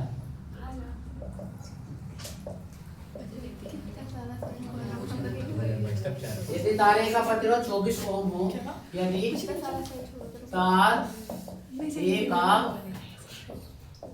प्रतिरोध 24 ओम हो तो तार बी के प्रतिरोध की गणना कीजिए। तो तार बी के प्रतिरोध की गणना कीजिए। ठीक है, तो दे आर टू वायर्स, ठीक है, हैविंग सेम मास, दोनों का मास बराबर है। एम ए बराबर दे रखा है एम बी। तार ए का व्यास तार बी की व्यास का आधा है, ठीक है। The diameter of A is half of diameter of B, तो डी ए हाफ है डी बी का, सही है। कह रहा है कि यदि तार ए का प्रतिरोध 24 ओम है तो बी के प्रतिरोध की गणना कीजिए। देखो यहाँ केवल व्यास की बात हो रही है, ना तो एरिया की बात हुई और ना लेंथ की बात हुई, सना। हमें जो मालूम है वो ये मालूम है कि जो रजिस्टर होता है, ठीक है, वो लेंथ पर और एरिया पर डिपेंड करता है। यहाँ व्यास दे रखा है, व्यास यानी डायमीटर। तो बात ये है आर की जो वैल्यू है वो डायरेक्टली प्रोपोर्शन होती है किसके बेटा, इनवर्सली प्रोपोर्शन होती है एरिया की। यहाँ लेंथ का कोई मसला नहीं है और द्रव्यमान सेम है। लेंथ तो कुछ कहा नहीं सुना कि तार ए का व्यास बस दिया हुआ है, तो हम लेंथ सेम ही मान के चलेंगे।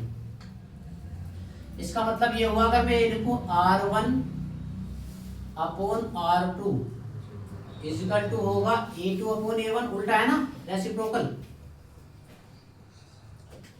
इसको मैं ऐसे लिख सकता हूं क्या, पाई R2 square upon pi R1 square, बोलो ना। तार का एरिया क्रॉस सेक्शन एरिया, पाई से तो पाई गया, सही है। क्वेश्चन में ये कहा है कि पहला वाला दूसरे वाले का आधा है, ठीक है। अब इसमें ए और बी दे रखा तो कोई बात नहीं, ए भी दे दो। हमें क्या निकालना है, हमें निकालना आर बी निकालना। तो आर बी कैसे निकाल सकता हूं बेटा, मैं इसको अगर ऐसे लिखूं, बेटा are B upon R A, तो बता सकता हूँ यहाँ क्या लिखूंगा, इधर इतना डिस्टेंस लिखा, इधर क्या लिखूंगा, radius of A upon radius of B का होल स्क्वायर। डायमीटर आधा है तो इसका मतलब रेडियस भी आधी होगी।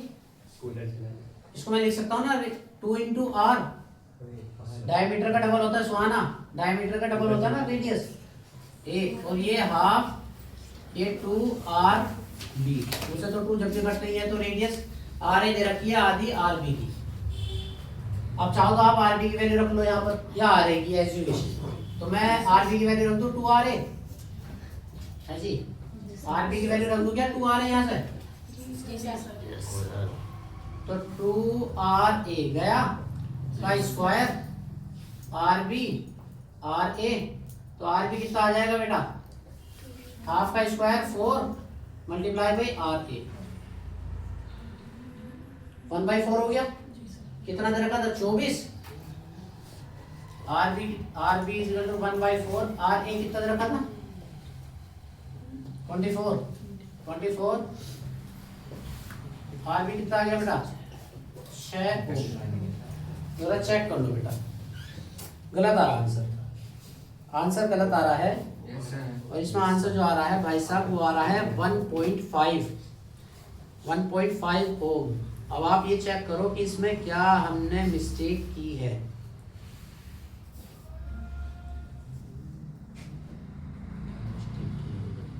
आर ए 24 दे रखा था,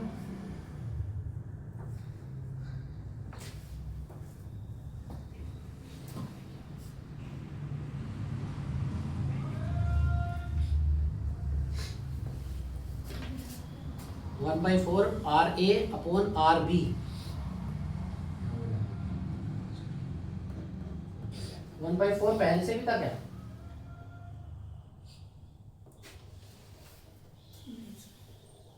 ए का स्क्वायर हाफ,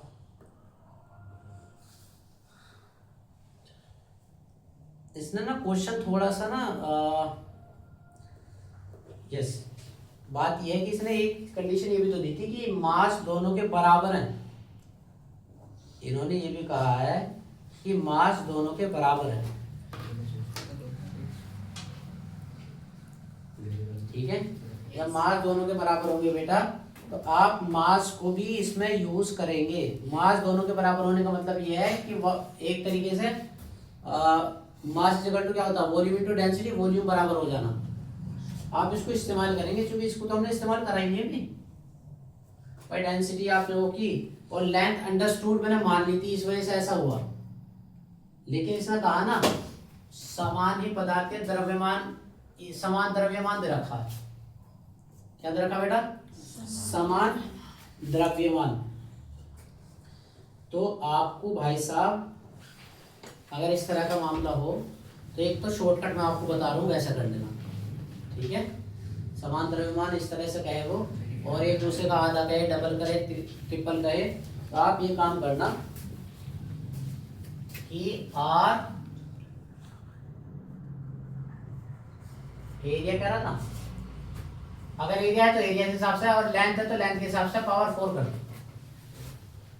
मतलब ये नोट में करके आप शॉर्टकट लिख लो, या आर 1/r की पावर 4।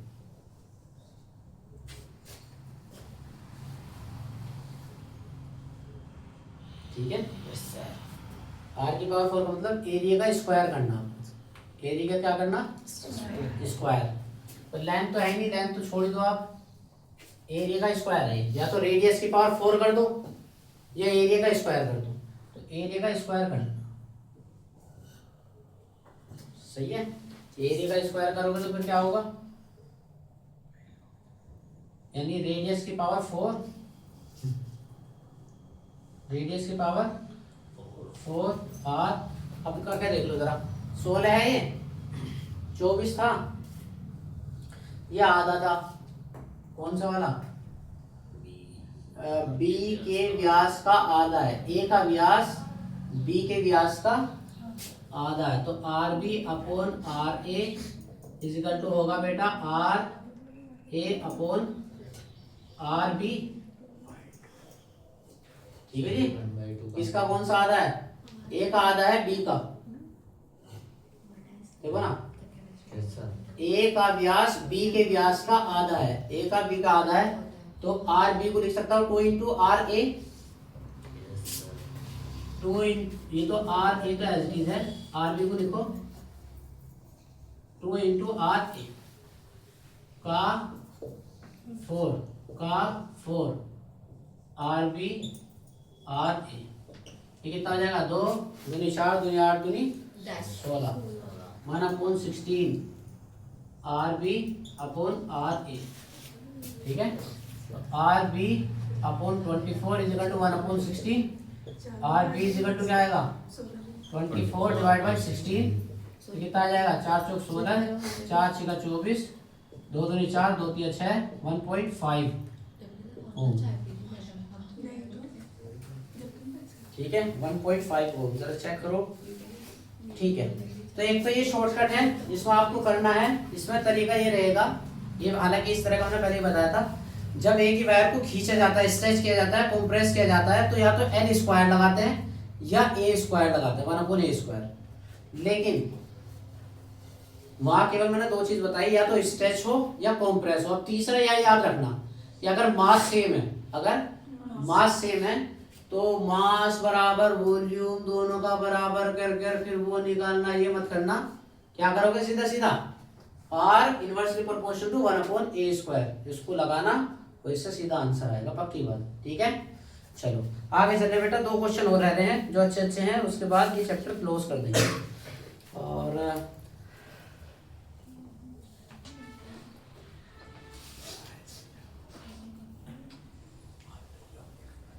अगर इसमें ये भी कह रखा भाई, इसको हटा दें, इसको हटा दें।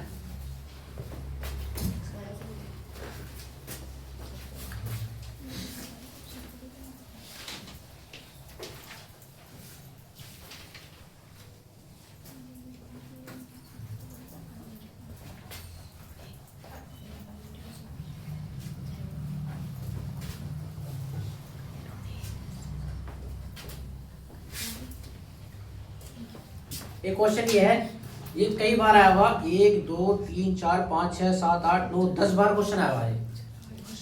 ठीक है ना, क्या है क्वेश्चन?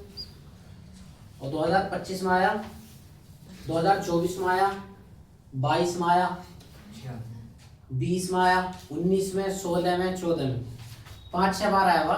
कह रहा व्हीट स्टोन सेतु का सिद्धांत किरचॉफ नियम से समझाएंगे। दिए गए परिपथ में गैल्वेनोमीटर जी में कोई विक्षेप नहीं है, सेल से कितनी विद्युत धारा प्रवाहित हो रही है। फिर कह रहा है किरचॉफ के नियम की सहायता से व्हीटस्टोन सेतु की संतुलित अवस्था में उसकी भुजाओं के प्रतिरोधों के बीच संबंध का व्यंजक स्थापित कीजिए। तो करना यह है जो अभी मैंने व्हीटस्टोन ब्रिज बनाया था। क्वेश्चन ये है बेटा कि हमें किरचॉफ का नियम लगाकर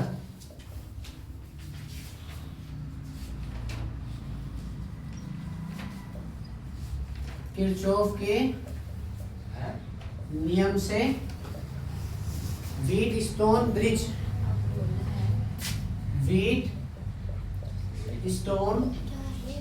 सेतु की क्या बताने भाई साहब, अवस्था, संतुलित अवस्था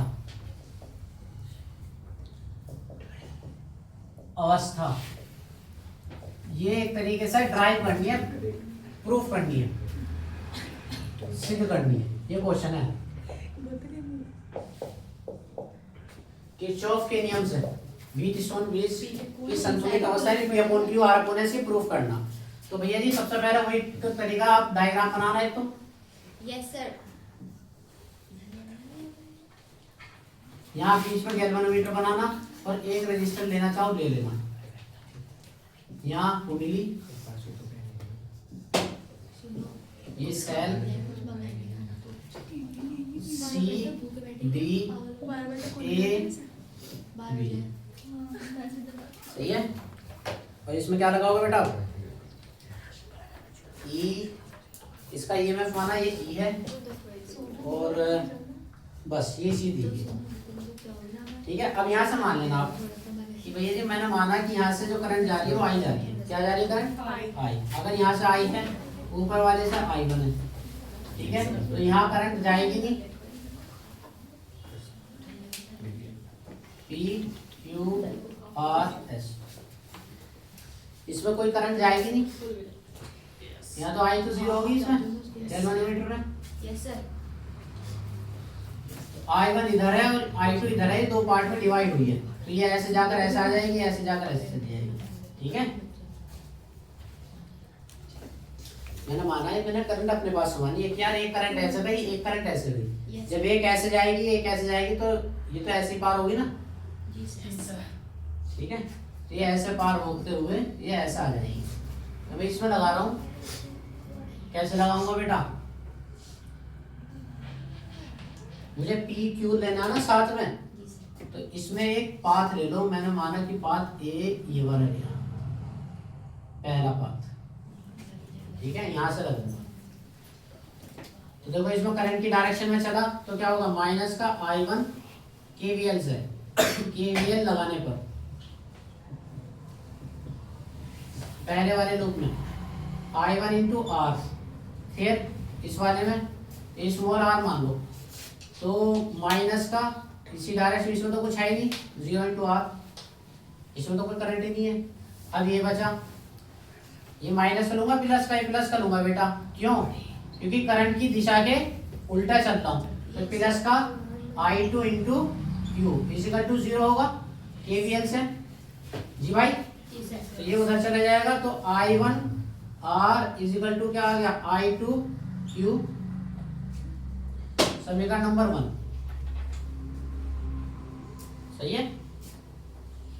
एक बार बेटा ये भी ले लो, ये डायरेक्शन तो आप कुछ भी ले सकते हो, ठीक है, लेकिन जो अगर करंट की दिशा में चलोगे तो थोड़ा सा आसानी रहती है उसमें। अगर करंट की डायरेक्शन में चलते हैं तो थोड़ा सा बेटा आसानी रहती है। तो इसमें और कुछ नहीं दे रखा, I1 गया इधर, I2 गया इधर, हाँ दे रखा I1 I2, ये I1 है और ये I2 है, मतलब इसमें कुछ माना नहीं है, ठीक है, कोई बात नहीं। अब मैंने ये ले ली तो ले ली, कोई बात नहीं। ये इसको ऐसे लिख लो, I2 की डायरेक्शन में चल रहा हूँ, ठीक है, ऐसे जाकर ऐसा आऊंगा वापस। तो I2 की डायरेक्शन में चल रहा हूँ, तो माइनस का I2 एस इज सॉरी, फिर इस पार आया तो ये इसके अपोजिट, ठीक है, इसका अपोजिट चला तो माइनस का I1 इंटू आर, ये I2 तो जाकर वापस आ गई, ऐसी I1 इसमें आ जाएगी वापस, I plus I1 plus I हो जाएगी इजिकल टू, यहाँ पर कवर कर दिया, यहाँ पर कवर कर दिया, इस पर रह गया, इसमें तो कोई करंट है ही नहीं, तो प्लस 0 इंटू आर, ठीक है, प्लस 0 इंटू आर, चाहे माइनस ले लो प्लस कोई फर्क नहीं पड़ता, इजिकल टू 0। ये कितना हो जाएगा, इसका अपोजिट चले थे ना तो इस पर प्लस आएगा, ये उधर चला गया बेटा I1 R इजिकल टू, ये पी था भाई, ये पी लिया था पहले वाले में, I1 पी था, ये P I1 P equal to I2 P, ठीक है। और ये देखो ये वाला लगाया हमने I2 S और I1 R, तो I1 R इजिकल टू क्या हो गया I2 S, समीकरण नंबर 2, दोनों को दोनों से डिवाइड कर दोगे बेटा, देखो ना P अपॉन Q यहाँ से आ गया समीकरण 1 से, P upon Q equal to क्या है I2 अपॉन I1, चेक करो, P upon Q equal to I2 upon I1, और यहाँ से देखो R upon S equal to I2 upon I1, R upon S equal to I2 upon I1। देखने में थोड़ा ना ये मतलब खतरनाक सा लग रहा होगा, है नहीं। जैसे दो चीज ध्यान रखनी है, दो करंट की डायरेक्शन नहीं, मान लो यहाँ से करंट गई तो ये करंट यहाँ से गई है, करंट ऐसे पास हो गई, ऐसे एक करंट ये गई, ये बीच में से कोई करंट गई नहीं है, गैल्वेनोमीटर में करंट 0 है, ठीक है। तो उसी में मैंने एक बार ये वाली लूप ले ली, एक बार ये लूप ले ली, आप चाहो तो डायरेक्शन बदल भी सकते हो, बस मतलब लगाना सही, करंट की डायरेक्शन में चलो तो माइनस IR लिखना, करंट के अपोजिट चलो तो प्लस IR लिखना। जैसे मैंने जब ये वाली लगाई तो मैंने इधर को ऐसे चला तो माइनस का I1 P, फिर इसमें आया तो ये 0, फिर इसके अपोजिट आया, ये ना करंट ऐसे में आ रहा है ऐसे, तो प्लस का I2, जब इसमें लिया तो I2S, करंट ऐसे जा रही इसी डायरेक्शन में I2S, प्लस का I1 R, इसका अपोजिट चला प्लस का दिया, और ये 0 0, इससे P upon Q equal to R upon S, दोनों बेटा बराबर रख देंगे, ये रहा ना, इसको 1 कह दो, इसको 2 कह दो, बजाय इसको 1 2 कहने के, या तो ये डैश डैश लगा दो, तो क्या हो जाएगा, इन दोनों को सिंप्लीफाई करके दोनों बराबर रहता है, P upon Q equal to R upon S, hence prove, ठीक है बेटा। अब लास्ट क्वेश्चन और देख लो, ये हो गया आपका, ठीक है, किरचॉफ लॉ हो गया, और अनुगमन मैंने प्रूफ करा दिया।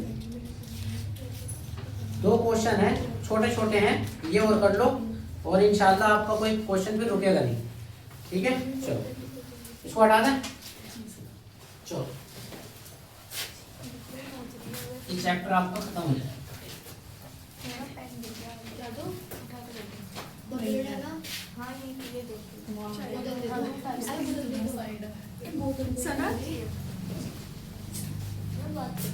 लो बेटा, एक क्वेश्चन है ये,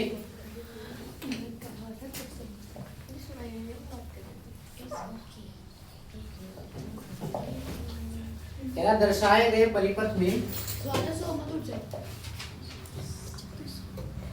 दर्शाए गए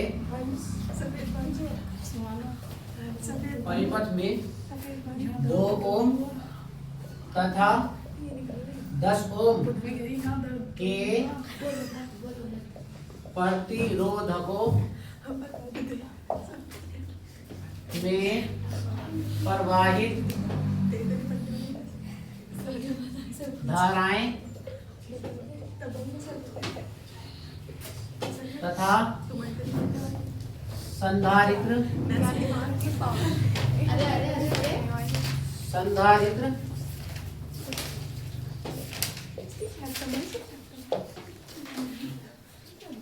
पर आवेश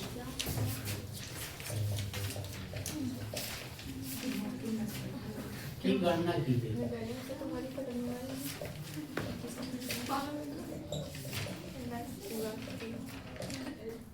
दर्शाए गए परिपथ में 2 ओम तथा 10 ओम के प्रतिरोधकों में प्रवाहित धाराएं तथा संधारित्र पर आवेश की गणना कीजिए। अब इसमें संधारित्र का अभी तक कोई क्वेश्चन नहीं करा था मैंने, इस वजह से भी ये क्वेश्चन लिया है। एक रजिस्टर है, क्योंकि बच्चे होपलेस से हो जाते हैं यार, संधारित्र आ गया तो इसमें क्या होगा, जबकि ये सबसे आसान होता है।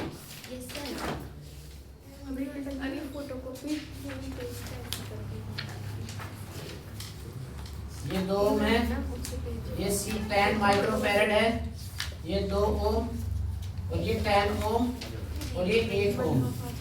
कह रहा है दर्शाए गए परिपथ में, ठीक है, as shown in figure 2 ohm तथा 10 ओम के प्रतिरोधकों में in 2 ohm and 10 ohm resistances find current in 2 ohm and 10 ohm resistances तथा संधारित्र पर आवेश की गणना कीजिए and find charge on capacitor C।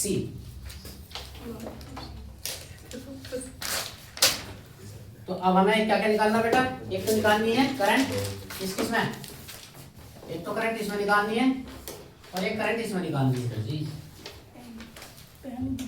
इन 2 चीजों में तो निकालनी है करंट, 2 ओम 10 ओम के, और इस पर निकालना है Q। 2 चीज निकालनी है। देखो संधारित्र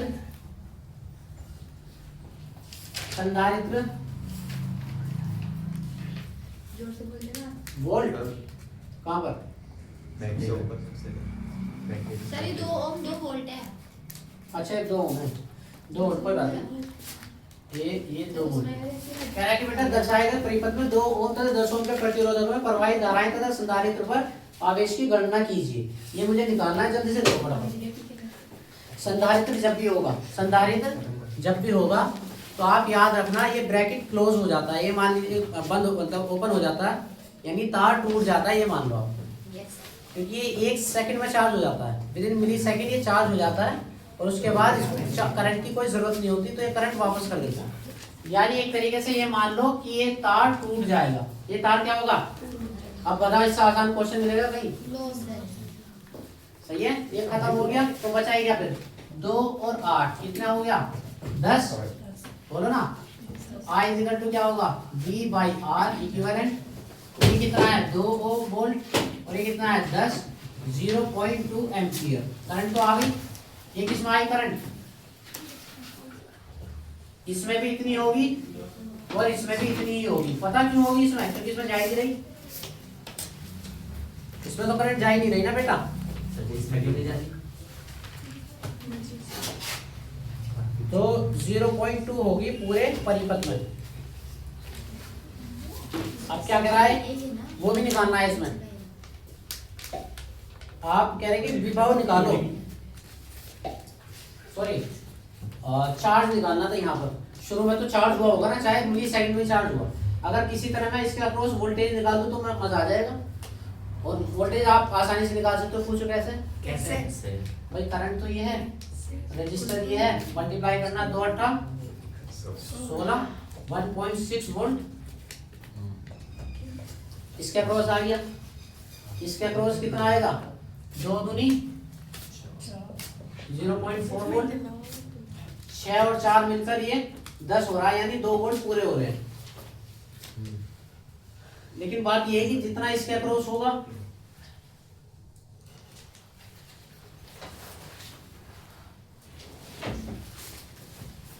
उतना ही इसके अक्रॉस होगा। यहाँ पर वोल्टेज का पता करना मुझे, इसके बीच में कितना वोल्टेज है। अगर इसके बीच में वोल्टेज पता चल जाए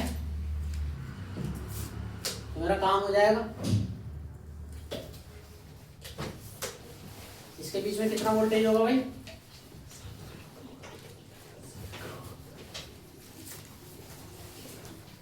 भाई 0.4 तो ये खा चुका जी सर, खा के जब भेजा है ये मान लो, इस पे तो 1.6 पहुंच गया, ठीक है। तो 0.4 इसने खा लिया, खाकर यहाँ 1.6 है, तो यहाँ इसका ग्रोस 1. कितना होगा 6 ही होगा, 1.6 तो होगा बेटा। अब जो आपको पास सी तो मालूम है, सी आपको पता है, क्यू डेल्टा वी तो होता है C, Q is equal to C V, sorry Q by V. Q by delta V। तो Q की वैल्यू जब निकालूंगा तो C डेल्टा V, C की वैल्यू कितनी है 10 इंटू 10 की पावर माइनस का 6 फैरेड में हो गया, माइक्रो फैरेड से फैरेड में हो गया। Yes sir. सही है जी। अब बात ये की है रजिस्टर ने कितना खाया वो भी तो पता हो। अगर रजिस्टर ने कितना खाया ये पता आपको लग जाए फिर आसान है। इसका ग्रोस कितना होगा वैसे, ये टोटल कितना है बोलो ना। 1.6 यहाँ 1.6 यही होगा। पैरेलल में वोल्टेज सेम रहता ना बेटा, जितना ये है इसके अक्रॉस इतना ही तो होगा ये टोटल। ठीक है। अब रही बात रजिस्टर के खाने की, तो बात ये है कि ये जितना वोल्टेज आएगा शुरू में ये खुद पी जाएगा सारा, उसके बाद तो सर्किट ओपन ही करना है इसको। तो ये तो कितना हो गया 1.6 है ना इसके अक्रॉस इंटू 1.6 वोल्ट हो जाएगा इसके अक्रॉस वोल्टेज सी नहीं तो Q इक्वल टू सी भी होता ना। मल्टीप्लाई कर लो बेटा, कितना आया 5 तो 1.6 10 की पावर माइनस का 5 कूलम चार्ज आया, या माइक्रो कूलम में बदलोगे तो 10 की पावर 6 से मल्टीप्लाई कर देना तो 16 माइक्रो कूलम आ जाएगा। आंसर चेक करो, आंसर चेक करो 1.6 10 की पावर माइनस 5 1.6 ये आ रहा। ठीक है, ठीक है बेटा। एक लास्ट क्वेश्चन और दे दो बेटा, एक लास्ट क्वेश्चन और करा देते हैं।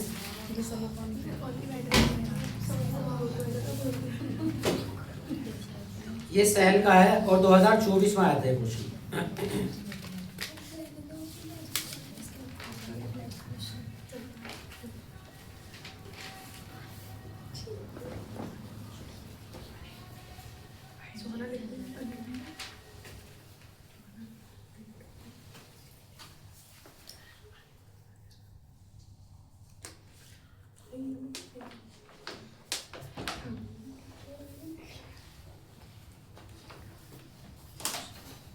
चलो भैया का आखिरी क्वेश्चन ये हटा दे बेटा। Yes sir.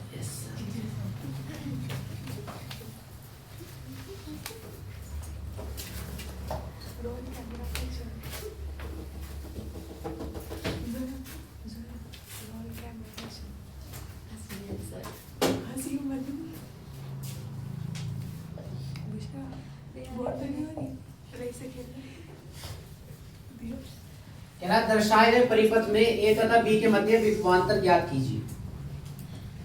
एक ओम, एक ओम, एक ओम,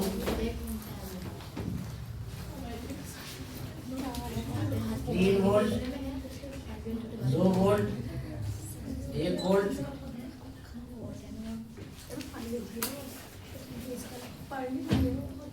I1, I2, I3। ए ये है और बी है। इधर वैसे कर दो तुम, चाहो तो किरचॉफ के लॉ से कर लो और चाहो तो इसमें समांतर यानी पैरेलल कॉम्बिनेशन लगा दो, सेल का पैरेलल कॉम्बिनेशन। हमें क्या निकालना है इसमें, हमें निकालना है ए तथा बी के मध्य विभवांतर यानी वोल्टेज निकालना है। हमें क्या निकालना है, बी की वैल्यू निकालनी है तथा बी के बीच में। नहीं निकाल सकते, निकाल लो बेटा आराम से। पूछो कैसे, देखो ई इक्विवेलेंट निकालो फटाफट। ई इक्विवेलेंट होगा, मैंने आपको बताया था E1 अपॉन R1। ये 1 1 ओम दे रखा, 1 1 क्वेश्चन में दे रखा 1 1, हाँ 1 1, ठीक है ठीक है। 3 2 1 तो क्या बताया था मैंने, E1 upon R1, E1 upon R plus E2 upon R plus E3 upon R3। 1 upon 1 बेटा सर जी वोल्ट है सब जी, सब वोल्ट है हाँ हाँ ये वोल्टेज है, वोल्टेज है जल्दबाजी में लिखा गया बेटा ये वोल्टेज है। तो 1 अपॉन 1 प्लस 1 अपॉन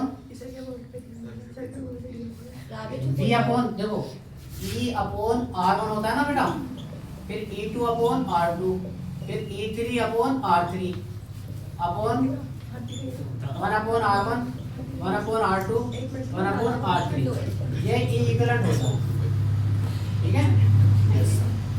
तो E upon R1 E upon R2 और ये 1/1 ऐसे ही 1/1 हो गया 1/1 हो गया फिर 1/1 होना है।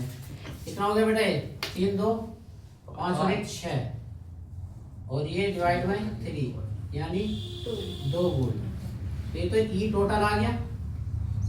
आर टोटल भी निकाल लो। आर टोटल 1/1 1/1 1/1 ही आएगा।